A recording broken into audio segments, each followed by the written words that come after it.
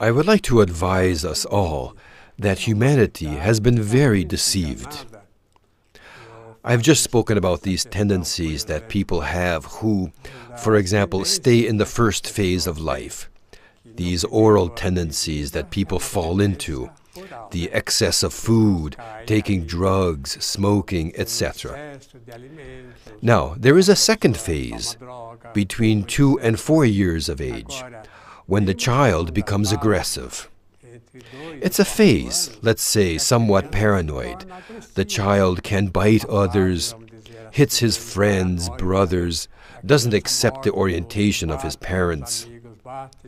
It lasts for 2 years, between 2 and 4 years of age. Now, it's exactly this type of personality that is dominating society. That is, nowadays, it's the most aggressive people who are the most interested in acquiring huge sums of money.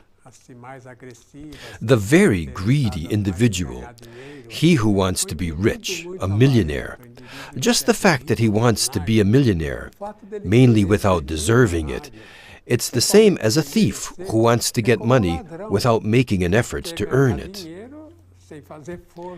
Now, if an individual works, in any kind of work, whether it be a factory worker or one who works in aviation, not only in industry but also commerce as well as agriculture or any liberal profession, anyone who works. Have you ever seen a physician who became a millionaire? It's extremely rare for a physician to earn exceptionally well, or an honest lawyer becoming a millionaire. He will never become that. Now, you don't need to be a millionaire to live well. It's even good not to be, because the individual who puts earnings above work will become very sick. It's already a sign of the route toward illness, and can easily develop into a very serious mental sickness. In the time of the emperors, there was the question of blood among the nobility, that one got married with another in order to keep their titles of nobility. So, for example, a Portuguese nobleman would marry a French woman of nobility, or a French noble person with a noble Italian, Austrian, or German, so as to keep the power among themselves. But these people were not so dangerous. That's why they are called nobles. They were more moderate in their conduct. But the type of individual who is in power today is a very dangerous person, because he doesn't think twice about finishing up with the population, with his fellow man, just to obtain more money. And this can very well happen. Now, I would like to speak about someone. Let's see who it is. Claude Bernard. What did Claude Bernard say? Together with Béchamp and Enderlein, he demonstrated that medicine had to deal with the entire structure of the human being. For example, if one has a stomachache or an ulcer, then one has to see his mental aspect, or even his digestive functions.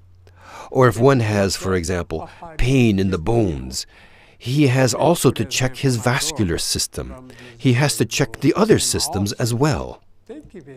So medicine, as in all sciences, has to grasp the whole. But nowadays what is done is a particularization. A given physician only understands cardiology, the heart, the circulatory system, or he only understands the digestive system. This is a big mistake, because if there's a failure in one system, there's also failings in others. And just imagine Claude Bernard.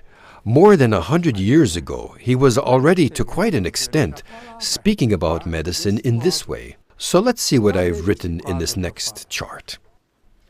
The real origin of the infirmities. First, the infirmity doesn't come from viruses or bacteria.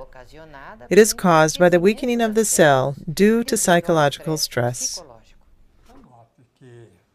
Notice that bacteria and viruses are necessary. They are not pathogenic, they are not pathological. They are necessary for the body, for the organism, as we say. It's like the bees that are necessary for the pollination of plants. So by attacking, for example, the bacteria of the circulatory or respiratory system, this will weaken the entire person in a general way, as well as the particular system attacked. Referring back to the chart, thirdly, by weakening the organism for all and every problem because of stress. each medication that a person takes will attack something in his body. So it weakens the person. It's like this with any type of drug.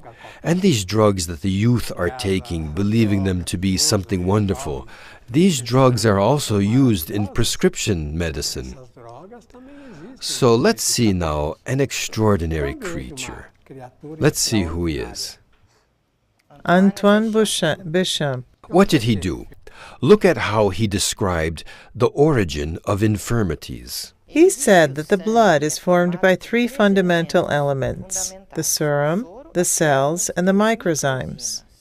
And then, According to the human being's conduct, the blood can be altered. if the blood has been altered, if it has bad serum or bad cells, if there's an alteration, it's because of one's psychological life that will then alter the blood functioning or even the DNA of the person. And third, This is the origin of all the mental and organic sicknesses that the human being suffers. If medicine does not observe the psychological component, the emotions and ideas, it won't obtain the total cure for man. I'd like us to see now an interview with Dr. Geraldo. Convidamos a todos los médicos, enfermeras, odontólogos del mundo a estudiar en Internet y en libros publicados internacionalmente en todas las lenguas sobre las consecuencias nefastas del uso de vacunas en medicina. Algunos de los más notorios riesgos son el aumento de las enfermedades que ellas mismas supuestamente debían prevenir. En Estados Unidos está demostrado que los casos de poliomielitis actual solamente ocurren en personas vacunadas contra la polio. En toda persona vacunada hay un aumento de infecciones, principalmente de oído, respiratorias, intestinales. Hay un retraso en el desarrollo de los niños. A mayor número de vacunas, mayor el retraso en el desarrollo del niño. Hay un aumento de enfermedades alérgicas, hay un aumento de enfermedades autoinmunes. Y está demostrado a través de investigaciones que se han hecho en Francia, Alemania, Inglaterra, Estados Unidos, Canadá y también en países latinoamericanos, cómo las vacunas han aumentado el comportamiento violento y criminal de las juventudes y de las personas en general. Las vacunas están aumentando toda clase de alteraciones del sistema inmunológico y de inmunodeficiencias. Ellas son responsables de muchos casos de falsos positivos en las pruebas para VIH. El solo hecho de tomar muchas vacunas hace que la persona reaccione positivamente en esas pruebas sin estar infectada con ningún virus. También está demostrado claramente que las vacunas aumentan la frecuencia de cáncer y aumentan todas ellas la frecuencia de SIDA en el mundo. So we are saying that, according to my discovery of inversion, society isn't well, it isn't right. It's upside down, inverted. So just consider what the orientation is that's coming from the powerful. Now, when I talk about the powerful, I'm not referring to those of these weaker nations. I'm talking about these internationally powerful, and you know who they are. For example, it's written in a newspaper here in Brazil that GE wants to set up a research and development center here in Brazil. This center that they want to set up is of research and development of their own interest. It's not for the people. Yet people see this in the paper and they say, wow, look what they're doing, they're helping Brazil. No way, it's nothing like that. It's Brazil that is helping these people to become even richer. So, Dr. Keppe, about this that you're talking about, I think it's interesting because we have seen in the first pages of the newspapers, Bank X has record profits last year. And for us, what's interesting in that for us? On the contrary, this is a sign for the worst for the population, because this profit is... What interest do the people have if so-and-so is a millionaire, or if an organization has a fantastic profit? So what? Of what interest is that for us? That the investors trust Brazil to invest their money and withdraw profit from this. Why is it that's interesting for us? Oh, look what glory! The foreigners are investing in Brazil. This doesn't mean anything to us. It's a damaging loss for us. Because in these investments that are done, they invest 10 and take out 100. You see, it's a technique to deceive. They say, wow, the gross domestic product of Brazil increases who knows what percent. It didn't increase anything, nothing at all. When there is a big investment from abroad, and even from inside the country, here from these scoundrels who live off of money speculation, this investment is to create profit not for Brazil, not for the people. It's to extract profits from the people for themselves. But this is one of the most serious inversions that the population is not aware of.